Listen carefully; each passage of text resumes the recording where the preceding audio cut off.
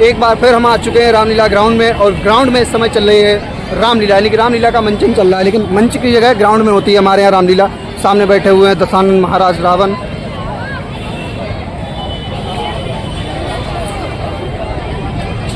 इधर प्रभु श्री राम एवं उनके छोटे भ्राता लक्ष्मण जी।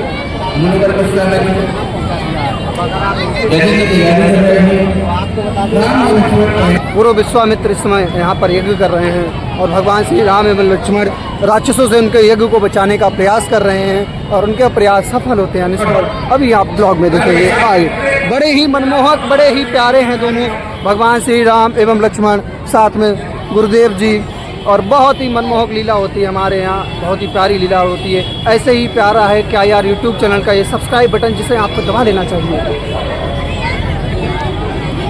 ये देखो, ये सब रील और फर्जी व्यूअर्स हैं, और जो रियल व्यूअर्स हैं वो हैं वहाँ उस जाल के पीछे, जिनके अंदर मर्यादा है। रियल व्यूअर्स होते हैं ये।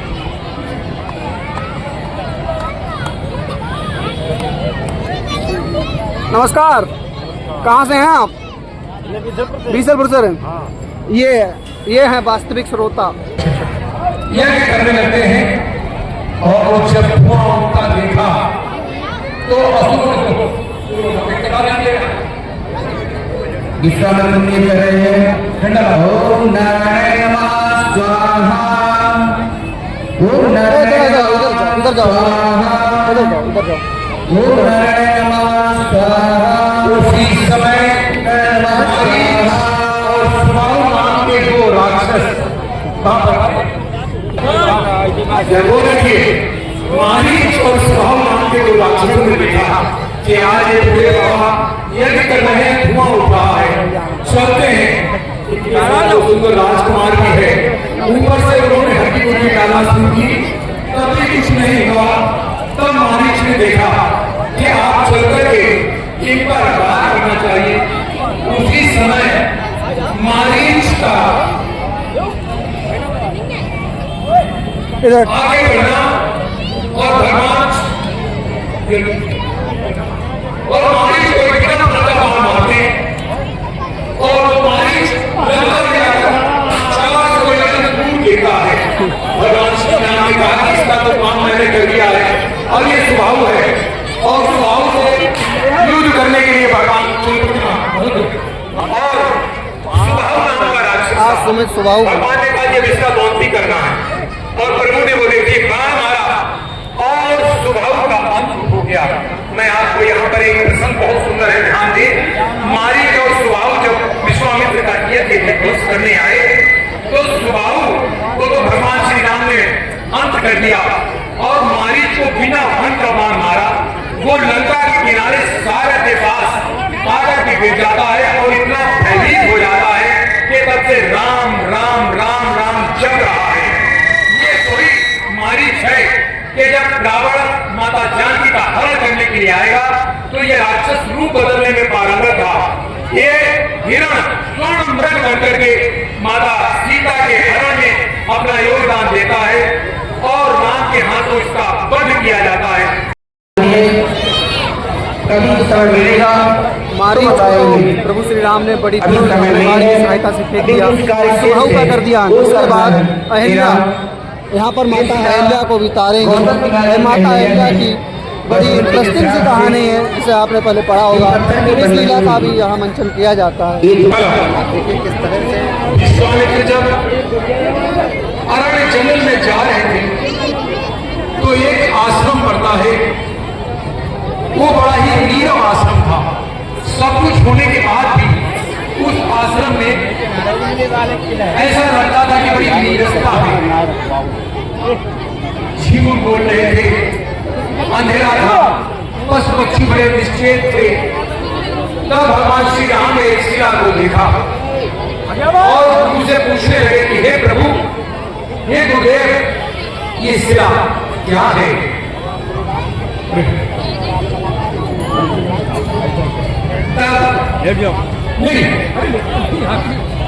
तब विश्वामित्र जी ने कहा कि हे राम, ये गौतम ऋषि की नारी अहिल्या है, श्राप के बस ये पत्थर हो गई है, यदि आपके चरणों की रज से प्राप्त हो जाए तो ये श्राप मुक्त हो जाएगी।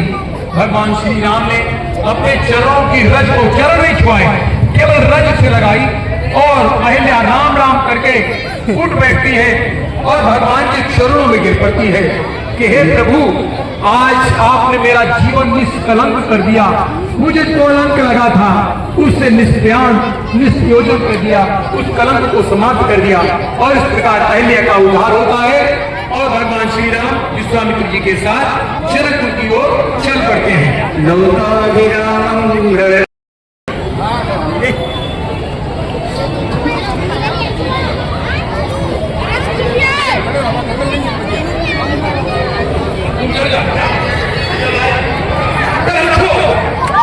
इधर साधु जी ने कौन सी मुद्रा का पता नहीं, कौन सी मुद्रा में बैठ गए साधु जी।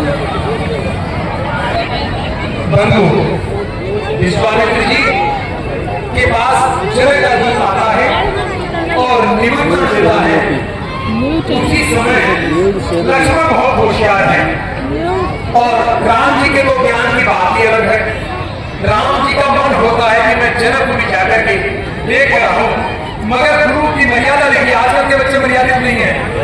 राम जी अपने गुरु के समक्ष इतनी मर्यादित बात करते हैं। आशुष भैया हमारे यूपी सेवन के आशुष भैया नहीं हो तो कृपया मेरे पास आ जाए। यूपी अपडेट आशुष भैया मेरी आवाज सुनने हैं तो कृपया मेरे पास आ जाए। ये अभी लखन जी का नाम लेकर के प्रभु श्री राम गुरु जी से कहते हैं मर्यादा है।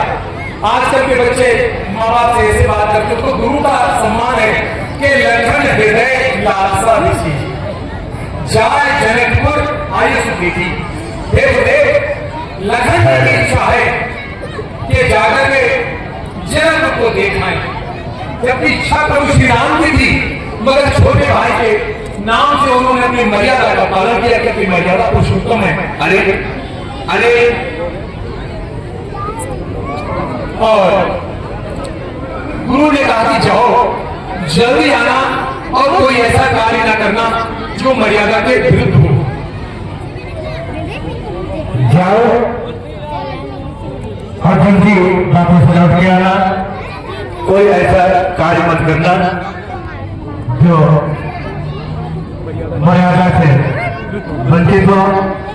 और हमारे लिए पूजा के लिए कुछ फूल लेके आना। जो आज्ञा के लिए अपनी माँ से आज्ञा लेकर अपनी सखियों के साथ कोई नहीं मंदिर में पहुंच जाती हैं। आज भी हमारे यहाँ जब सनातन में विवाह होता है तो गौरी पूजन का एक कार्यक्रम होता है शादी से पहले। ये वही परंपरा है और भगवान राम और लक्ष्मण कहाँ जा रहे हैं? इधर तुम हट जाओ भैया।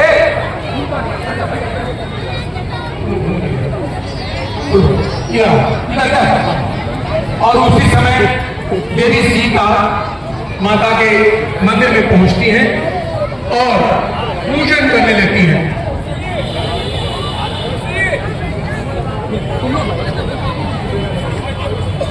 लोग अपना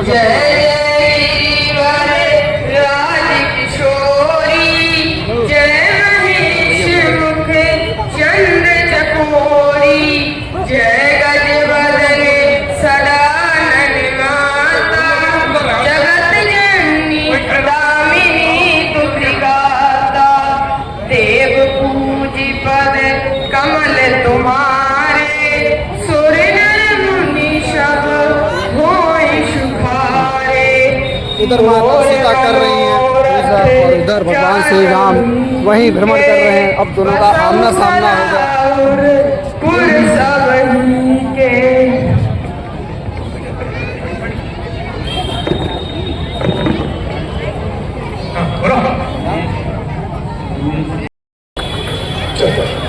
और इस प्रकार गौरी पूजन के बाद माता सीता अपने निवास में जाती हैं इधर माता ने बहुत बड़ा आशीर्वाद दिया है कि मन चाहे राजो मिले सो भरो सहज सुंदर और सावरो। कितनी बड़ी बात है कि सहज भी हो। अरे आजकल के बच्चों में से कहाँ है भाई सहज सुंदर और सांवला, यानी सुंदर तो हो मगर आजकल लोग कहते गोरा होना चाहिए, मगर माता ने कहा कि सहज सुंदर सांवरो। और जब सीता माता ने ये सुना तो प्रसन्न हो गई और अपनी मन की इच्छा को साथ लेकर के अपना पूरा जो यज्ञ चल रहा है, जो जनक जी ने प्रण किया है, प्रतिज्ञा की है, उसको मन में कहती कि हे प्रभु मुझे जैसा मां ने आशीर्वाद दिया है वैसा ही वर प्राप्त हो। बोलिए सियावर रामचंद्र की जय।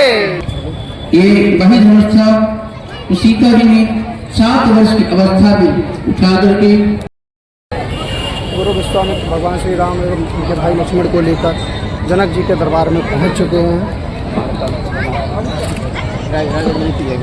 जनक गुरु विश्वामित्र महाराज की जय हो। लक्ष्मण विश्वामित्र है क्या कहा, मुनिवर विश्वामित्र पधारे हैं, उन्हें आदर के साथ अतिथि गृह में बिठाएं। तमाम देश के सांसदों से आए हुए राजाओं, महाराजाओं, देवता और दैत्यों, असुरों व किन्नरों को ये जनक प्रणाम करता है। आज मैंने अपनी पुत्री के सीता के विवाह हेतु एक विशाल स्वयंवर का आयोजन किया है, जिसका प्रण ये है जो महाबली भगवान शंकर के इस विशाल धनुष की प्रशंसा को चाहेगा, उसी महाबली से मैं अपनी पुत्री सीता का विवाह करूंगा।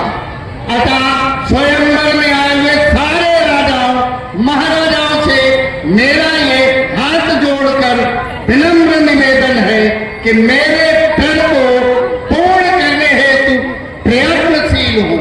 और इस प्रकार जितने भी राजा महाराजा थे वो ये दिशाला की ओर चल पड़ते हैं और तरह तरह से प्रयास करते हैं उस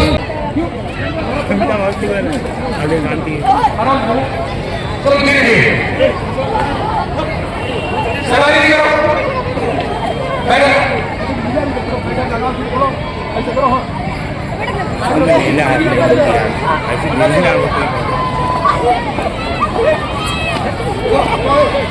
तरह से धनुष को उठाने का प्रयास किया।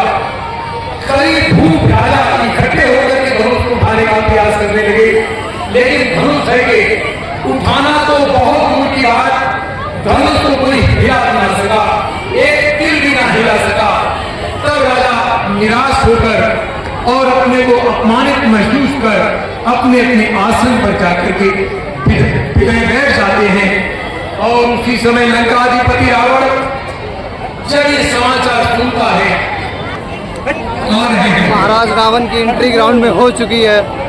ये वो कैरेक्टर है, ये वो चरित्र है जिसकी वजह से हमारे बीसलपुर की रामलीला ऐतिहासिक रामलीला कहलाती है, जिसकी वजह से हमारा बीसलपुर का मेला बीसलपुर का मेला कहलाता है। महाराज रावण अरे ऐसे परम प्रतापी और महान आश्रय शक्तियों से संपन्न लंकाधिपति रावण भी धनुष शक्तिशाला की ओर चले आ रहे हैं। वो देखिए धरती हिल रही है, दिशाएं डोल रही हैं। इतना परम प्रतापी और महान शक्तिशाली लंकाधिपति रावण का व्यक्तित्व है। खुद भी आप लोग देख रहे हैं कि लंकाधिपति रावण यह दिशाला की ओर आए, धनुष को देखने लगे। भैया बाजू पीछे जाओ। धनुष को देखा, बड़ा ही गहन अध्ययन किया कि ये कुछ जाना पहचाना लगता है, पहचान लिया। प्रणाम किया धनुष को, ये धनुष और प्रभु के लिए सम्मान था।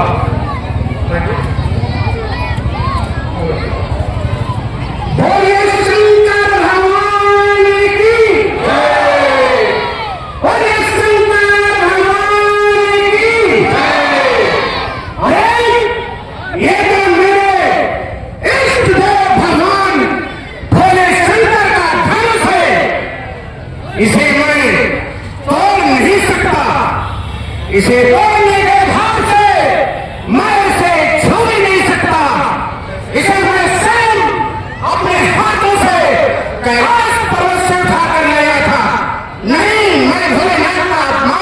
नहीं कर सकता। और उसी समय आकाशवाणी होती है कि हे रावण तेरी लंका में आग लग गई है, हे रावण तेरी लंका में आग लग गई है, हे रावण तेरी लंका में आग लग गई है। भयभीत रावण पुनः अपनी लंका की ओर चला जाता है और इधर जब जनक जी के लिए ये पता चलता है कि कोई भी महाबली, कोई भी सूरवीर, कोई भी उसे सुनकर तमाम देश से सांसदों से एक राजा मारा जाए, परंतु भगवान शंकर के एक विशाल धनुष की प्रशंसा को चढ़ाना तो दूर, कोई इसे तिल भर हिला भी न सका। आज मुझे विश्वास हुआ कि पृथ्वी वीरों से खाली है। अब कोई भी राजा अपनी वीरता का बखान नहीं करेगा। यदि पहले ही मुझे ये मालूम होता तो ऐसा कठोर प्रण कर उपहास का पात्र न बनता। है देश देश के राजागण, हम कहें किसे बलशाली हैं, हमको तो ये विश्वास हुआ कि पृथ्वी वीरों से खाली है। पहले मालूम हमें होता तो ये बेबसी नहीं होती और हम करते नहीं प्रतिज्ञा तो ऐसी हंसी नहीं होती। यदि दोनों अपने तर्कों में तो मान हानि हो लगता है, सीता को पानी रहना है, क्या करे हमारा बस क्या। स्वयंवर में आए हुए सारे राजाओं सीता के साथ विवाह की आशा को छोड़कर अपने अपने घरों को जाओ। आशा छोड़ प्रस्थान करो, दुख दीना हमको दादा ने, और सीता सुकुमारी का विवाह लिखा ही नहीं विधाता ने। जैसे ही राजा जनक ने कोई कठोर वचन कहे, अरे क्षत्रिय राजकुमार बैठे हैं वहां, कैसे बर्दाश्त कर सकते हैं। लक्ष्मण जी उठ के खड़े हो गए, लक्ष्मण जी उठकर खड़े हो गए, राम जी खड़े हो गए हैं। राम जी को लक्ष्मण जी ने प्रणाम किया, ये बोला और कहे लगे, भैया राम, किसी भी समाज में एक रघुवंशी के होते हुए ऐसे वचन कोई भी नहीं कहता जैसे आपके होते हुए अभी अभी राजा जनक ने कहा। भैया राम, मैं स्वभाव से कहता हूँ, अनुमान से नहीं। यदि मैं आपकी आज्ञा कहूँ तो मैं सारे ब्रह्मांड को गेंद के समान उठा सकता हूँ, सुमेरु पर्वत को मूली की तरह तोड़ सकता हूँ, इस पुराने धनुष को कमल की डंडी के समान चलाकर इसे 100 योजन तक लेकर थोड़ा ही चला जाऊँ। आपके प्रताप से इस धनुष को कुकुरमुत्ते की तरह तोड़ सकता हूँ। और यदि ऐसा करके दिखाऊं, यदि ऐसा करके ना दिखाऊं तो मुझे आपने चरणों की सौगंध है, मैं कभी भी जीवन में धनुष याद का धारण नहीं करूंगा। जब लक्ष्मण जी क्रोधित हो गए तो राम जी ने अपना स्वभाव देखा और लक्ष्मण को शांत कराया। और विश्वामित्र जी ने देखा कि बात बिगड़ने वाली है, एक शेष नाम जिस पर पृथ्वी दिखी वो गुस्सा कर जाए तो पृथ्वी का हाल कौन देखेगा। विश्वामित्र जी ने लक्ष्मण जी को शांत कराया। उधव राम भंजने बहुचापा, के परितापा। और उसी समय विश्वामित्र जी ने कहा कि उठो राम भंजो बहुचापा, मेघो जनक परितापा। हे राम उठो और जाओ, धनुष का प्रतिज्ञा चढ़ाओ और राजा जनक के दुख को दूर करो। धनुष तोड़ने के लिए मैं भी श्री राम जी के संग जा रहा हूँ। वो धनुष तोड़ेंगे, मैं वीडियो बनाऊंगा। पूरा राउंड घूमेंगे और कहीं ना कहीं आपने धनुष को प्रणाम किया और फिर धनुष को अपने हाथों में ले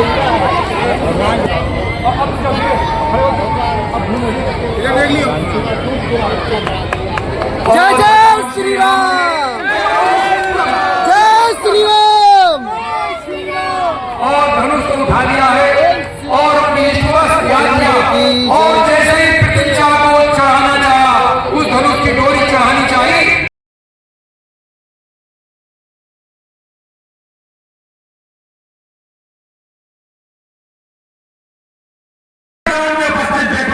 मुझे 12 हत्या का दोष मत देना। मुनीवर, आपका सवाल सारे